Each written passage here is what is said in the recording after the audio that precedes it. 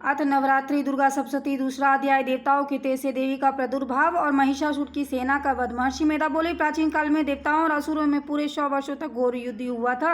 इनमें असुरों का स्वामी महिषासुर था और देवराज इंद्र देवताओं के नायक थे। इस युद्ध में देवताओं की सेना परास्त हो गई थी। इस प्रकार संपूर्ण देवताओं को जीतकर महिषासुर इंद्र बन बैठा था। युद्ध के पश्चात हारे हुए देवता प्रजापति श्री ब्रह्मा जी को साथ लेकर उस स्थान पर पहुंचे जहां पर भगवान शंकर विराजमान थे। देवताओं ने अपनी हार का सारा वृत्तांत भगवान श्री विष्णु और शंकर जी से कह सुनाया। वह कहने लगे, हे प्रभु, महिषासुर सूर्य, इंद्र, अग्नि, वायु, चंद्रमा, यम, वरुण तथा अन्य देवताओं के सब अधिकार छीनकर उसका अधिष्ठता स्वयं बन बैठा है।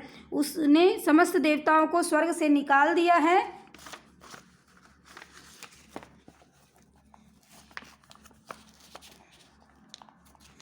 वे मनुष्यों की तरह पृथ्वी पर विचर रहे हैं। दैत्यों की सारी करतूत हमने आपको सुना दी है और आपकी शरण में इसलिए आए हैं कि आप उनके वध का कोई उपाय सोचें। देवताओं की बातें सुनकर भगवान विष्णु और शंकर जी को दैत्यों पर बड़ा क्रोध आया।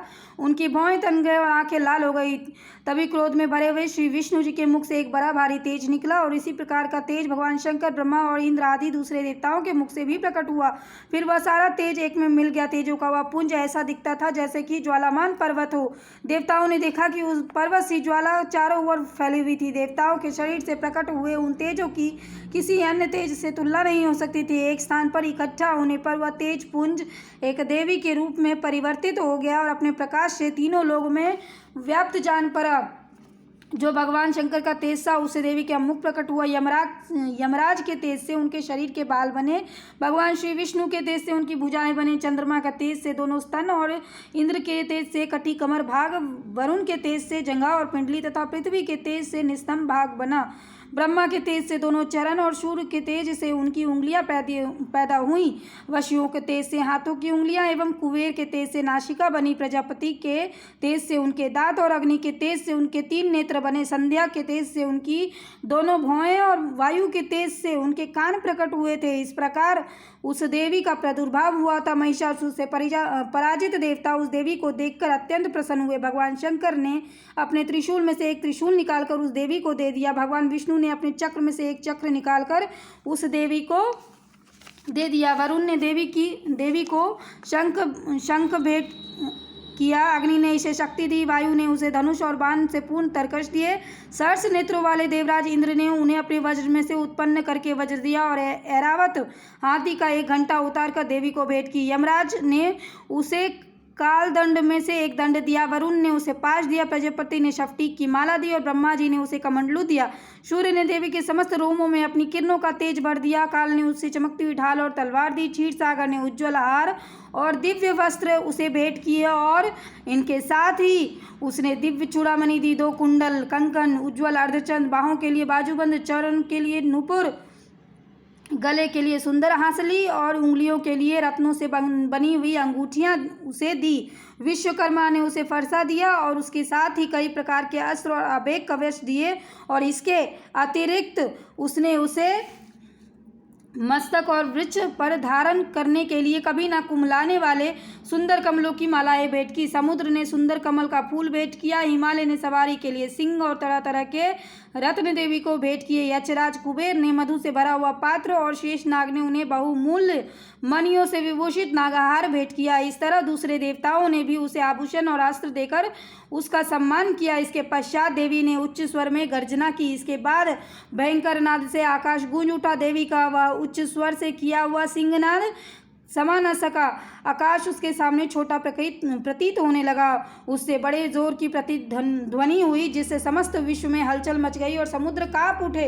पृथ्वी डोलने लगी और सबके सब पर्वत हिलने लगे। देवताओं ने उस समय प्रसन्न सिंह वाहिनी जगन्मयी देवी से कहा, हे देवी, तुम्हारी जय हो। इसके साथ महर्षियों ने भक्ति भाव से विनम्र होकर उनकी स्तुति की। संपूर्ण त्रिलोकी को शोकमग्न देखकर दैत्यगण अपनी सेना को साथ लेकर हथियार आदि सजाकर उठ खड़े हुए। महिषासुर के क्रोध की कोई सीमा नहीं थी।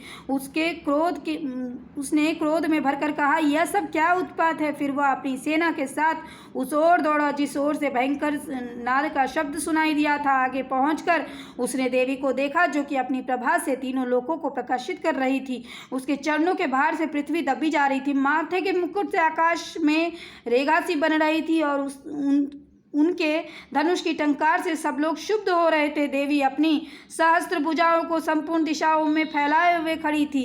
इसके पश्चात उनका दैत्यों के साथ युद्ध छिड़ गया और कई प्रकार के अस्त्र शस्त्रों से सबकी सब दिशाएं उद्भासित होने लगी। महिषासुर की सेना का सेनापति चिच्छुर नामक एक महान असुर था। वह आगे बढ़कर देवी के साथ युद्ध करने लगा। दूसरे दैत्यों की चातुरंगी सेना साथ लेकर चामर भी लड़ने लगा और 60,000 महारथियों को साथ लेकर उद्रक नामक महादैत्य आकर युद्ध करने लगा।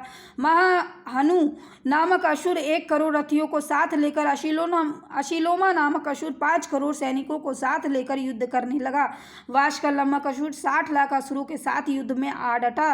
विड़ाल नामक असुर 1 करोड़ रथियों सहित लड़ने को तैयार था। इन सब के अतिरिक्त और भी हजारों असुर हाथी और घोड़े साथ लेकर लड़ने लगे और इन सब के पश्चात महिषासुर करोड़ों रथों, हाथियों और घोड़ों सहित वहां आकर देवी के साथ युद्ध लड़ने लगा। सभी असुर तोमर, भिंद्रपाल, शक्ति, मूषल, खड़ग, फरसा, फट्टीस के साथ रणभूमि में देवी के साथ युद्ध करने लगे।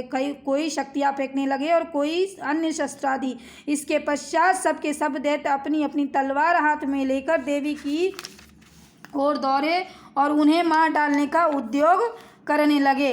मगर देवी ने क्रोध में भरकर खेल ही खेल में सबके अस्त्र शस्त्रों को काट दिया। इसके पश्चात ऋषियों और देवताओं ने देवी की स्तुति आरंभ की।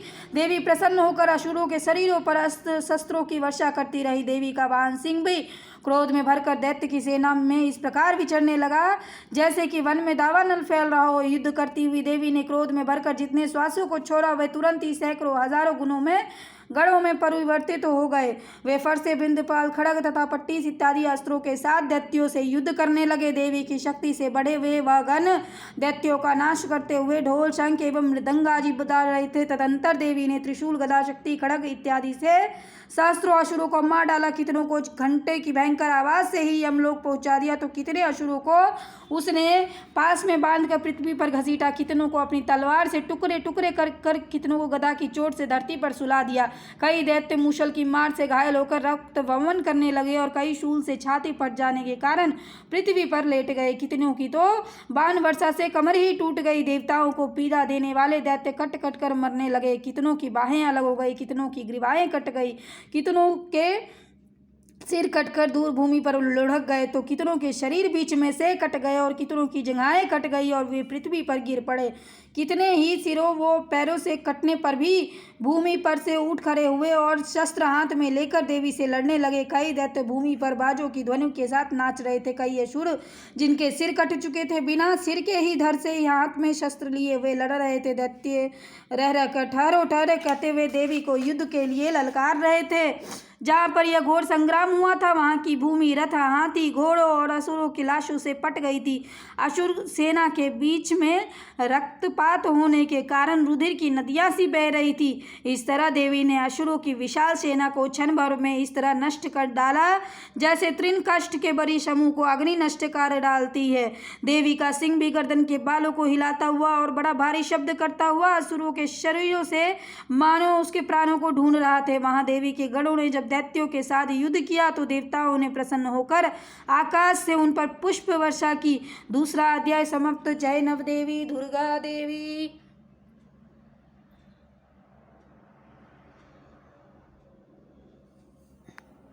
अथ दुर्गा सप्तशती भाषा दूसरा अध्याय समाप्तम।